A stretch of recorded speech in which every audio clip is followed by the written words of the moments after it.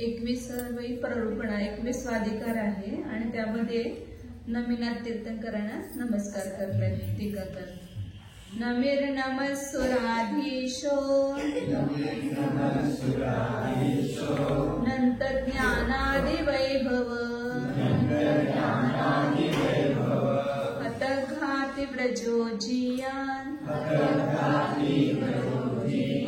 दद्यान शाश्वतं पदम्. नमी नमस्सुराधीशो नंत ज्ञानादि वैभव अतघाति व्रजो जिया दद्यान शाश्वतं पदम्. नमी माने नमिनाथ तीर्थंकर. नमस्सुराधीश जिनको सुर मतलब देवों के आदेश जो है वो नमस्कार करते हैं. उस पुस्तक में नहीं है, सुनो खाली. नमस्सुराधीश मतलब देवों का जो आदेश मतलब इंद्र जिनको नमस्कार करता है. और अनंत ज्ञानादि वैभव जिनका अनंत ज्ञानादि वैभव है. भगवान के पास वैभव है क्या? सब वैभव छोड़ के चले गए. सगळं वैभव त्याग केलं म्हणतो ना आम्ही. भगवंताने सगळं वैभव सोडलंय, मग त्यांच्याजवळ कुठलं वैभव आहे? ते तर अकिंचन आहेत ना. उनके पास कुछ नहीं, निर्ग्रंथ है, दिगंबर है. तो सबसे बड़े धनी कौन है इस जगत में? तो तीर्थंकर भगवान जो है, अरिहंत भगवान सबसे बड़े धनी है, क्योंकि उनके पास अनंत गुणों का वैभव प्रकट हो गया है. एक कहानी पड़ी छोटी सी. एक बिना वगैरह में तो एक बहुत बड़े त्यागी थे, मतलब संत थे. उनके पास एक कोई बड़ा व्यक्ति गया और वो स्तुति करने लगा कि आप बहुत बड़े त्यागी हो, कितने तपस्वी हो, ऐसे त्यागी करने लगा. तो संत हंस लिए, बोले देखो कि ये स्वयं त्यागी है और हमको त्यागी कहता है. तो सब शिष्य बैठे थे गुरु के पास. तो सब शिष्य बोले क्या ऐसे कैसे बोल रहे हैं? त्यागी तो आप हो और उसको उनको कैसे आप त्यागी कह रहे हो? ये बोले एक यहाँ पर हीरा पड़ा है, एक पत्थर पड़ा है. जो हीरे को ग्रहण करता है वो धनी है कि हीरे का त्याग करता है? कौन त्यागी है? जो हीरे का त्याग करता है वो त्यागी है ना. यहाँ कोई हीरा पड़ा है और हीरे का को जो ग्रहण करेगा वो कौन होगा? धनी होगा. और हीरे का त्याग करेगा वो त्यागी होगा. यहाँ पर चैतन्य हीरा पड़ा है और उसको तो ग्रहण ही नहीं करता है, तो वो बड़ा त्यागी है ना. हम तो चैतन्य हीरे को ग्रहण किए हुए तो हम सब बड़े धनी हैं. तो कौन त्यागी है? सच्चा त्यागी. वास्तव में संसारी सब जीव जो है वास्तव में सच्चे बड़े त्यागी हैं. उन्होंने अपने वैभव को छोड़ दिया है और जो अपना वैभव ने उसको ग्रहण किया है. दूसरे के धन को ग्रहण करने वाला कौन है? दूसरे का जो धन ग्रहण करता है वो चोर है ना. चोरी तो दूसरे के धन को ग्रहण करता है और जो वास्तविक है वो अपने धन को ग्रहण करते. तो सच्चा जो अपने अनंत गुण का, इसलिए कहना अनंत ज्ञानादि वैभव. वैभव शब्द इसलिए डालते कि लोगों को लगता है कि वैभव मतलब बाहर का वैभव ही वैभव है. वास्तव में वह वैभव नहीं, वो तो क्या है? पत्थर है. सगळं दगड आहे, ते दगड माती आहे आणि त्यालाच आम्ही काय म्हणून बसलोय? पृथ्वी काही जीवाचे भेद आहेत ना. हे सगळं सोनं चांदी रत्न हिरा माने कोणाचे भेद आहे? सगळे पृथ्वी काही जीवाचे भेद आहेत आणि त्यालाच आम्ही काय म्हणून बसलोय? एकत्र जीवाला आमचं वैभव मानून बसलेलं आहे. मग घर म्हणजे पण काय सगळं दगड माती विटाच आहेत आणि त्यालाच आम्ही आमचं वैभव मानून बसलोय. फर्निचर काय ते तर लाकूड म्हणजे वनस्पती काही जीवाचं शरीर आहे ते आणि ते सगळ्याला काय म्हणतो आम्ही? हे आमचं वैभव आहे. तर वास्तविक काय आहे? हाँ वो तो कागजी है ना. या वृक्ष में हाँ वनस्पति कहीं से बना हो, मतलब ये क्या बोलेंगे उसको, जड़ उसका ये है. तो अनंत ज्ञान, वास्तव में आत्मा का जो धन है क्या है? ज्ञान, दर्शन, सुख, वीर्य आदि अनंत गुण, ये अपना धन है और उस धन को हमें प्राप्त करना है। तो हम श्रीमंत बनेंगे, वैभवशाली बनेंगे। अनंत ज्ञान आदि वैभव जिनका, ऐसे नमिनाथ तीर्थंकर हतर घाती ब्रज, जिन्होंने घाती के समूह को, घाती कर्म ये वास्तव में आत्मा के शत्रु है, उसके समूह को जिन्होंने नष्ट कर दिया है, ऐसे नमिनाथ नह म्हणे हमें शाश्वतम पदम दद्यात, वो जियात, पहले जीव जयवंत होवे और हमें शाश्वत पद को देवे, इस प्रकार की भावना व्यक्त की है। अब यहाँ पर ये ओगादेश प्ररूपणा बताएंगे, उसकी प्रतिज्ञा कर रहे आगे। गुण जीवा पज्जति पाणासन्नाय मग्गणुवजोगो जोगा परो विदौवा ओघादेशे सुपत्तेयम्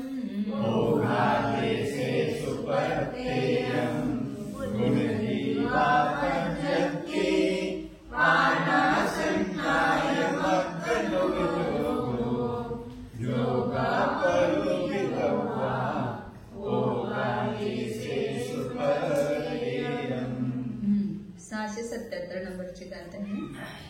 आता हे सांगितलं पहिलं सुरुवातीला, आता नवीन लोकाला ओघादेश मध्ये काय संबंधित गुणस्थान कोणत्या 20 प्ररूप आहे ते सांगितलं अगोदर। गुण जीवा पज्जती, गुणस्थान जीव समास, जीव म्हणजे जीव समास, पर्याप्ती, प्राण, संज्ञा, मार्गणा, उपयोग, जोग, आता योग्य, याच्यामध्ये काय करायचं? ओघादेशे सुपत्तेयम जोगा पूर्वीदवा, ओघ म्हणजे गुणस्थान आणि मार्गणा स्थानामध्ये प्रत्येकामध्ये योग्य जे आहे त्याचं निरूपण करण्यायोग्य आहे, म्हणजे कोणत्या याच्यामध्ये कोणतं आहे। आता नवीन काही विषय सांगणार नाहीयेत आपल्याला, फक्त जे सांगितलेलं आहे त्याच्यामध्येच जे विशेषता आहे ते सांगतात। तर आता पहिल्यांदा काय सांगते तिथं गाथेमध्ये, तर त्यांनी फक्त मार्गणीमध्ये गुणस्थान घटवले आणि टीकेमध्ये त्यांनी जीव समास पण घटवले। ते पुढे थोडक्यात सांगणार आहे ते गुणस्थानामध्ये जीव समास, मार्गणीमध्ये जीव समास, परंतु त्याने आता प्रत्येक गाथेच्या टीकेमध्ये ते पण घटवले, दोन्ही पण। पहिल्यांदा कोणती मार्गणा आहे? पहिला 20 प्ररूपणा सांगा, पाठीमागची सगळे अर्चना, सीमा, श्वेता, कोण सांगते सांगा? 20 प्ररूपणा सोपं आहे एकदम, 20 27 आता इथे समोरच आहे तुमच्या। गुणस्थान, जीव समास, पर्याप्ती, प्राण, संज्ञा, मार्गणा 14 घ्यायच्या ओळीनं आणि उपयोग, असे एकूण 20 झाले। बाकीचे सगळे 6 आहेत, गुणस्थान, जीव समास, पर्याप्ती, प्राण आणि संज्ञा आणि शेवटचा उपयोग, आणि मध्ये 6 ते 19 पर्यंत काय? मार्गणा, असे 20 प्ररूपणा आहेत। आता त्याच्यामध्ये प्रत्येक मार्गणीमध्ये गुणस्थान घटवत आहे। तर मार्गणा म्हणजे मार्गण्याचे भेद दोन्ही घ्यायचे तिथं। पहिली मार्गणा कोणती आहे? गती मार्गण। गती मार्गण्याचे किती भेद आहेत? कोणते? गती, मध्यगती आणि मनुष्य गती। दुसरी मार्गणा कोणती आहे? इंद्रिय मार्ग। एकेकाने सांगा, सगळ्यांनी म्हणून सांगू नका। अर्चना, इंद्रिय मार्गण्याचे किती भेद आहेत? कोणते? पंचेंद्रिय। श्वेता, तिसरी मार्गणा, काय मार्गण्याचे किती भेद आहेत? कोणते? मग स्थावराचे किती भेद आहेत? म्हणजे किती झाले एकूण? काय मार्गण्याचे 6 भेद आहेत। 5 स्थावर काय आणि त्रस काय? पृथ्वी, पाणी, अग्नी, वायू आणि वनस्पती आणि त्रस, असे काय मार्गणीचे 6 भेद झाले। प्रत्येक मार्गणीचे भेद लक्षात ठेवायचे। आता त्याच्यामध्ये किती किती गुणस्थान आहेत हे पण घटवलं की मग पुढे आलापाधिकार एकदम सोपं जातं। हे जर सगळं लक्षात आलं ना की कुठल्या मार्गणीमध्ये किती गुणस्थान असतात, किती जीव समास असतात, किती पर्याप्ती असतात, मग त्याला आलापाधिकार ज्याला घटवतात त्याला ते सगळं सांगता येतं आपल्याला। तर 3 आयाम हे झाले। आता त्याच्यामध्ये गुणस्थान किती आहे ते सांगतात। नरगतीमध्ये किती गुणस्थान आहेत? किती सीमा नरगतीमध्ये किती गुणस्थान आहेत? हा, कोणते? 4. पहिलं, दुसरं, तिसरं, चौथं. गुणस्थानाचे नाव सांगा मग. 4. मिश्र आणि असंख्य. नरगतीमध्ये 4 गुणस्थान. याच्यामध्ये तिऱ्यांच्या गतीमध्ये कोणते? 5.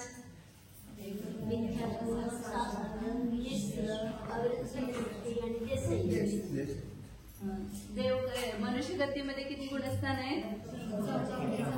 14 गुणस्थान आहेत. इथे सगळे 14 गुणस्थान मनुष्य गतीमध्ये आहेत. आणि देवगतीमध्ये 1 ते 4. सोपच आहे, म्हणजे सगळ्यांना माहिती आहे. याची गरज नाही. नरगतीमध्ये 4, तिऱ्यांच्यामध्ये 5, मनुष्य गतीमध्ये 14 आणि देवगतीमध्ये 4. आता तिथं ह्या 4 गतीमध्ये पर्याप्तामध्ये किती गुणस्थान असणार आणि अपर्याप्तामध्ये कोणतं गुणस्थान असणार? सामान्य गुणस्थान सांगितले. पर्याप्त अवस्थेमध्ये किती गुणस्थान असणार? हे सगळे असणार. पर्याप्त अवस्थेमध्ये सगळे असणारच ना. फक्त अपर्याप्त अवस्थेमध्ये आता नरकामध्ये अपर्याप्त अवस्थेत कोणती गुणस्थान असणार? मिथ्यात्व आणि चौथं. पहिल्या नरकामध्ये तो शाही सम्यक दृष्टी सम्यक घेऊन जातो ना, त्यापेक्षा पर्याप्तमध्ये 4 आहेत आणि अपर्याप्त अवस्थेमध्ये 2च आहेत. पहिलं आणि चौथं गुणस्थान. इथं 1 ते 4. 1 आणि 4 आहे. हे 1 ते 4 आहे. तिऱ्यांच्या गतीमध्ये अपर्याप्त अवस्था म्हणजे कळाली ना, की ज्याला जन्म घेतो त्यावेळेला जोपर्यंत पर्याप्ती पूर्ण होत नाही तोपर्यंत त्याला काय म्हणतात? अपर्याप्त. तर तिऱ्यांच्या गतीमध्ये मरून कुठले कुठले गुणस्थान घेऊन जाऊ शकतो? पहिलं, दुसरं आणि चौथं. सगळीकडे लक्षात ठेवायचं 3रं गुणस्थान आणि 5वादी गुणस्थान अपर्याप्त अवस्थेत असतच नाही. फक्त अपर्याप्त अवस्थेत असणारे गुणस्थान कोणते आहेत? पहिलं, दुसरं आणि चौथं. आणि आहारक शरीराच्या अपेक्षेनं 6वं, मुनींच्या आहारक शरीर निघतं त्याच्या अपेक्षेनं 6वं गुणस्थान आहे. आणि 13व्या गुणस्थानामध्ये केवलीच्या समुद्घाताच्या वेळेला प्रतर लोकपुराणमध्ये त्यावेळेला काय असतो? जीव अपर्याप्त असतो. अवतार मिश्र कायोगामध्ये म्हणून तिथं काय सांगितलं? 13वं गुणस्थान घेतलं. बाकी सगळ्या गतीमध्ये पहिलं, दुसरं आणि चौथं. परंतु जिथं 4थं गुणस्थान नाही तिथं अपर्याप्त अवस्थेत 4थं असणार नाही. आता नरगतीमध्ये दुसरं काय घेतलं नाही तर मी विचारलं नाही. तर हा नियमच आहे की दुसरं असाधारण गुणस्थान घेऊन तो नरकात जात नाही. असं काय तर स्वभावच आहे असं सांगितलं आचार्य. त्या सासाधारण म्हणजे सम्यकत्वातून च्युत झाला लगेच तो नरकात जाणार नाही असं त्याचं थोडंच गणित आहे. ते माझ्या ह्याच्या भावनेचं आहे. 14 से च्युत हुआ है सम्यक तो से मिथ्या दृष्टि जा सकता है, लेकिन वो 14 से च्युत हुआ जो सासाधन में आया वो नरक में नहीं जाएगा. नरगतीमध्ये तो जाणार नाही. 1 केंद्रामध्ये जाऊ शकतो अजून, परंतु नरकात जात नाही. नरकातून घेऊन येऊ शकतो. नरकातून मरताना असेल परंतु जन्मताना असणार नाही. हे नियम लक्षात ठेवायचं. म्हणजे आता कुठं पण पुढं घटवणार आहे आपण आला त्याला तिथं नरगती आली दुसरं गुणस्थान तिथं अपर्याप्त अवस्थेत असत नाही. हा नियम लिहून ठेवायचा. आता दुसरी इंद्रिय मार्गणा. इंद्रिय मार्गणेमध्ये 4-5 भेद आहेत ना. इंद्रिय मार्गणेमध्ये 5 अपर्याप्त अवस्था. एकेंद्रापासून चतुरेंद्रापर्यंत सारखंच आहे. एक इंद्रिय, द्विंद्रिय, तिऱ्यांच्या अपर्याप्त अवस्थेत कोणते गुणस्थान आहेत तर? तिऱ्यांच्या अपर्याप्त पहिलं, दुसरं आणि चौथं सांगितलं. पहिलं, दुसरं आणि चौथं. हा. आणि देवगतीमध्ये पहिलं, दुसरं, चौथंच. मनुष्यगतीमध्ये पहिलं, दुसरं, चौथं, 6वं आणि 13वं.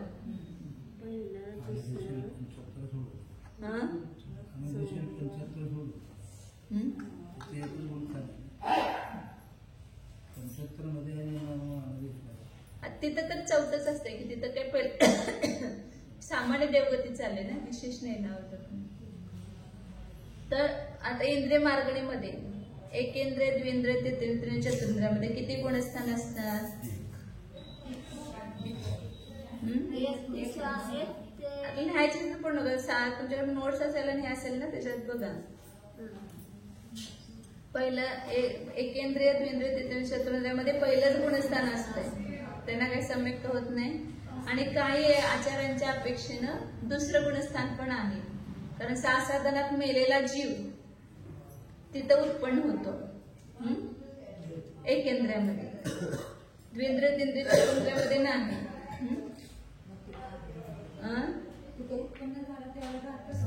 हा थोडाफार राहतंय, त्याचा सावली काळ आहे ना, ते संपेपर्यंत सावली नसणार आहे, तिथं थोडासाच असणार आहे, कारण त्याला लगेच मेल्यावर लगेच एकेंद्रिय जात नाही. जैसा ऐसा नियम है ना, कृतकृत्य वेदक में पहले भाग में मरा हुआ देवगति में भी जाता है, दूसरे इसमें मरा हुआ इसमें जाता है.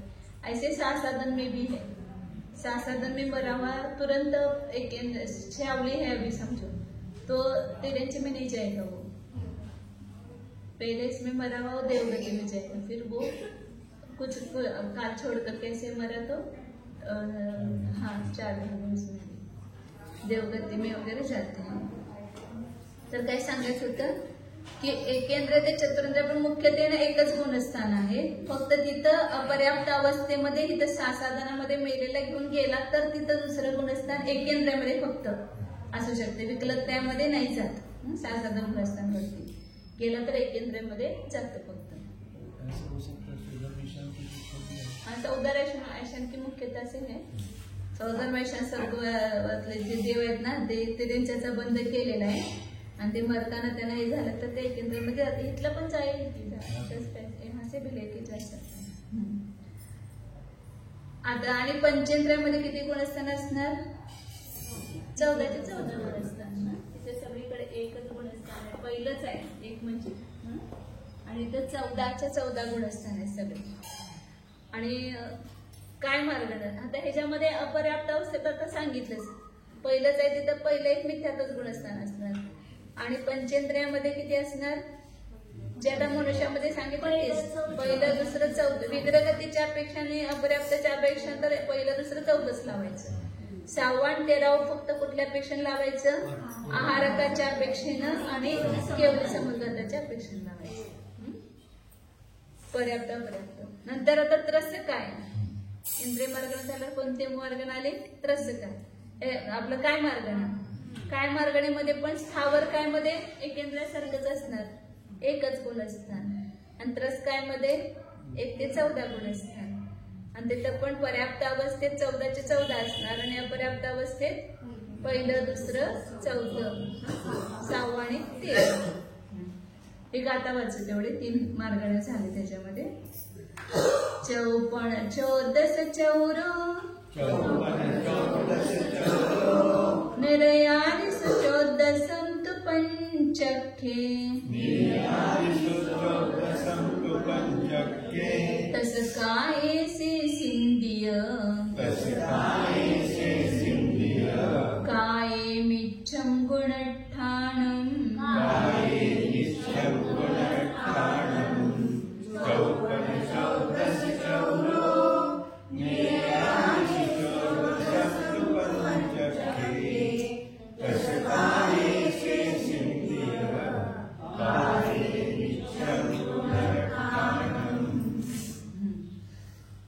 ते सांगितलं. आता आपण जे घटवलं ते निरयादिसु ओळीने लावायचं. नरकाधिकामध्ये च म्हणजे 4, पण म्हणजे 5, 14 म्हणजे 14, आणि चौर म्हणजे 4. पहिलं नरकामध्ये 4, त्यांच्यामध्ये 5, आणि मनुष्यामध्ये 14, आणि देवामध्ये 4. काय गुणस्थान? पंचके 14, पंचेंद्रियामध्ये 14 गुणस्थान, आणि तस काय मध्ये पण 14 गुणस्थान, आणि बाकीचे राहिले इंद्रिय म्हणजे पंचेंद्रिय सोडून बाकीचे शेष इंद्रिय, आणि बाकीच्या काय मार्गणा म्हणजे पृथ्वी काय अधिक, त्याच्यामध्ये मिथ्याम गुणस्थान, एक मिथ्यात्व गुणस्थान आहे. आता फक्त जीव समासाने तर गातेमध्ये घटवलं नाही, टीकेमध्ये घटवलंय. जीव समासाची भेद किती आहे? 14. थोडक्यातले विस्ताराने ते सोडायचे. संक्षेपामध्ये 14 जीव समासाची भेद केली ना. 14 कोणते करायचे? बादर, एकेंद्रिय पर्याप्त, बादर एकेंद्रिय अपर्याप्त, सूक्ष्म एकेंद्रिय पर्याप्त, सूक्ष्म एकेंद्रिय अपर्याप्त, द्विंद्रिय पर्याप्त, द्विंद्रिय अपर्याप्त, त्रिंद्रिय पर्याप्त, अपर्याप्त, चतुरेंद्रिय पर्याप्त, चतुरेंद्रिय अपर्याप्त, असौदी पंचेंद्रिय, पंचेंद्रिय अपर्याप्त, सौदी पंचेंद्रिय पर्याप्त, सौदी पंचेंद्रिय, म्हणजे 7 भेद करायचे आणि 7चे अपर्याप्त आणि पर्याप्त. एकेंद्रियाचे 2 भेद, बादर सूक्ष्म, द्विंद्रिय, त्रिंद्रिय, चतुरेंद्रिय, पंचेंद्रियाचे संज्ञे, असंज्ञे, असे 7 भेद एकूण आणि प्रत्येकाचे पर्याप्त आणि अपर्याप्त. ह्या 14 जीव समासापैकी कोणते जीव समास आहेत हे घटवायचं तिथं. पण नरकामध्ये किती असणार जीव समास? 2. निवृत्ती पर्याप्ताच्या अपेक्षेने पण अपर्याप्त घ्यायचं. निवृत्ती देव आणि याच्यामध्ये नरकामध्ये निवृत्ती पर्याप्त अवस्था आहे. अपर्याप्त म्हणजे तिथं लब्ध पर्याप्त नाही. अपर्याप्तकाचे 2 भेद आहेत ना, एक निवृत्ती पर्याप्त आणि लब्ध पर्याप्त. प्रत्येक मार्गाने याच्यामध्ये जे काही विशेषता सांगितले ते सगळं लक्षात घ्यायचं. मग त्यामध्ये नरकामध्ये संज्ञी पंचेंद्रिय अपर्याप्त, संज्ञी पंचेंद्रिय पर्याप्त हे 2 जीव समास असणार. तिर्यंच्या गतीमध्ये किती जीव समास असणार?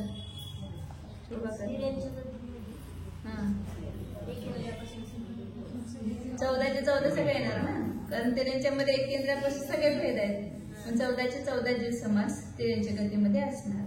मनुष्य गतीमध्ये 14 असणार.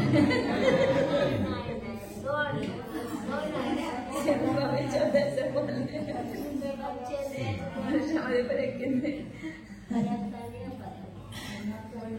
संज्ञी पंचेंद्रिय पर्याप्त आणि संज्ञी पंचेंद्रिय अपर्याप्त 2 जीव समास असणार.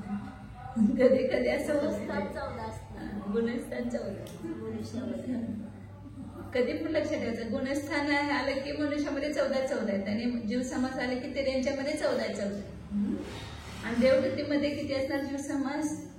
कारण मागं सांगितलं ना, 4 गतीपैकी 3 गतीमध्ये फक्त संज्ञी पंचेंद्रिय जीवच आहेत, पर्याप्त जीव संज्ञी पंचेंद्रिय जीवच आहेत. आणि एकेंद्रियापासून संज्ञी सगळे तिर्यंचेच आहेत. त्यामुळे सगळे ते जीव समास येणार तिर्यंची ज्यामध्ये आहेत त्याच्यामध्येच येणार. जिथं तिर्यंचे नाही तिथं हे जीव समास येणारच नाही. पहिले 10 जीव समास येणारच नाही. 10 काय 12 येणारच नाही.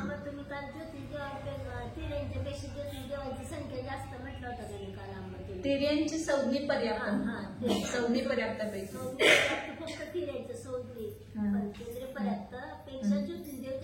जास्त संख्या. त्याला तिर्यंच्या पंचेंद्रिय पर्याप्त जीवांची संख्या सांगितली ना, 300 योजनाचा वर्गाचा भाग द्यायचा.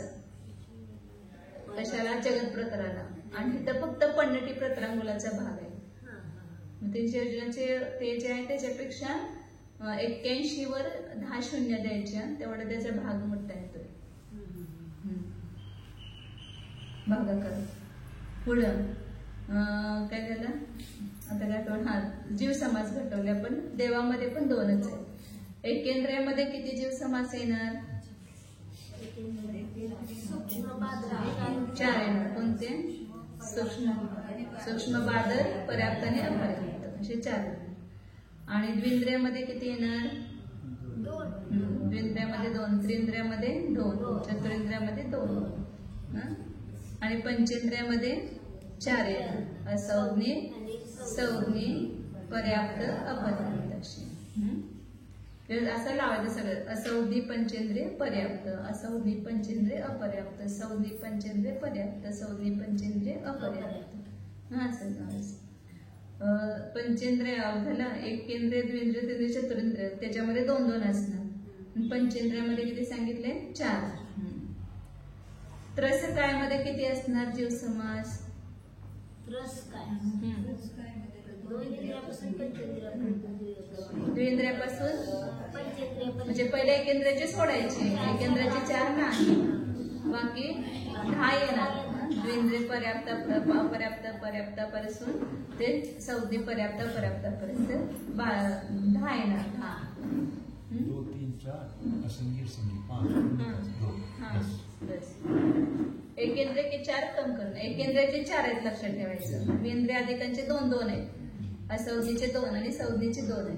त्यातले किती जीव त्याच्यामधले आहेत असं लक्षात घेतलं की लगेच येते आपल्याला लक्षात. बाकीच्या पृथ्वी, पाणी, अग्नी, वायूमध्ये किती येणार जीव समास? 2च का? 4 येणार ना. बादल, सूक्ष्म, पर्याप्त आणि अपर्याप्त असे 4 येणार सांगितले जीव समास. प्रत्येक वनस्पतीमध्ये प्रत्येक वनस्पती वेगळं घेतलं नाही ना. वनस्पती सामान्य घेतलं की 4 येणार. साधारण वनस्पती घेतले की तिथे 4 येणार. आणि प्रत्येक वनस्पतीमध्ये 2च असतात. तिथे सूक्ष्म बादल भेद नाही. तिथं बादल, एकेंद्रिय बादल, पर्याप्त आणि अपर्याप्त येणार. आता जिथं पुस्तकात पंचेंद्रिय जीव समासामध्ये 2 भेद दिले. पुस्तकात पंचेंद्रिय जीव समासाचे 2च भेद. संज्ञे पंचेंद्रिय घेतलं असेल ना त्याने. इथं ना पंचेंद्रिय टीकेमध्ये आहे. पंचेंद्रिय संज्ञे असंज्ञेनो पर्याप्त अपर्याप्त इति चत्वारः असं आहे. तुम्ही कुठल्या पुस्तकात बघितलं? कुठं बघितलं? ते चार्ट दिलाय ना. त्या चार्ट मध्ये खाली जीव समासाचे त्यांनी दिले. तिथं दिलंय ना. तिथं 4 करा तुम्ही. 2 आहे ना, तिथं 4 करा. आमच्या सुधारणा केलेली आहे. आता पुढं कोणती मार्गणा? योग मार्गणा. 3 मार्गणा संपल्या. जे गुणस्थान आणि जीव समास सांगितले. गती, इंद्रिय आणि काय 3 मार्गणा झाले. योग मार्गणेमध्ये गुणस्थान आणि जीव समास. आता पहिल्यांदा आपण लव म्हणजे गाता पटकन आपल्याला लक्षात येते.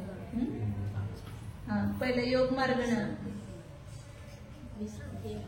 तुम्ही सगळं सांगायचं नाहीये. तुम्ही सगळं खाला म्हणजे सगळ्यांना काय मिळणार. तुम्हाला जे विचारलं तेवढं सांगा. तुमच्या योग्य प्रश्न तुम्हाला विचारणार. मन किती? आता योग मार्गण्याचे भेद पहिला सांगा. कोणते? 15 भेद. मनोयोग 4, वचनयोग 4 आणि कायोग 7. कोणते मनोयोग आणि वचनयोगाचे भेद कोणते? 4. सत्य मनोयोग, मनोयोग आणि अनुभय मनोयोग. आणि वचनयोगाचे पण तेच. आणि कायोगाचे 7 भेद कोणते आहेत? प्रगती काकी थांबा. सांगा.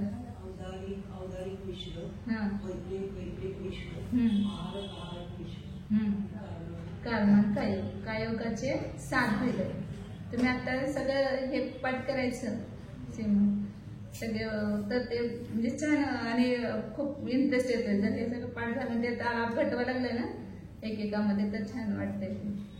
तर कुठल्या किती मार्गणा आहेत, मार्गण्याचे भेद काय आहेत, त्या प्रत्येक मार्गणेमध्ये गुणस्थान, जीव समास, पर्याप्ती, प्राण वगैरे किती आहेत हे लक्षात घेतलं की येते आपल्याला.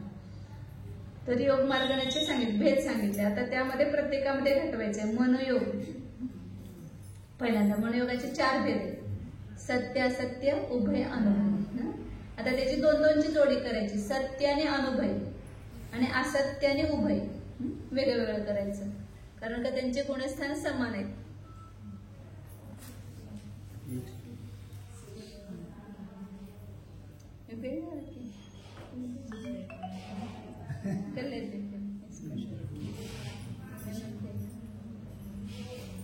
बस करूया आपण. वेळ झालाय. उद्या घेऊ योग मार्गाचा.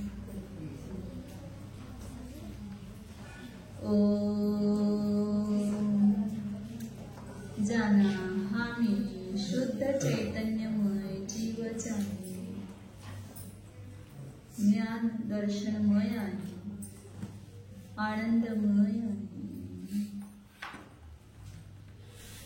हामी गुणस्थान, जीव समास, पर्याप्ती या सर्व भेदाने रहित एक अखंड अनादि अनंत ज्ञायक आहे.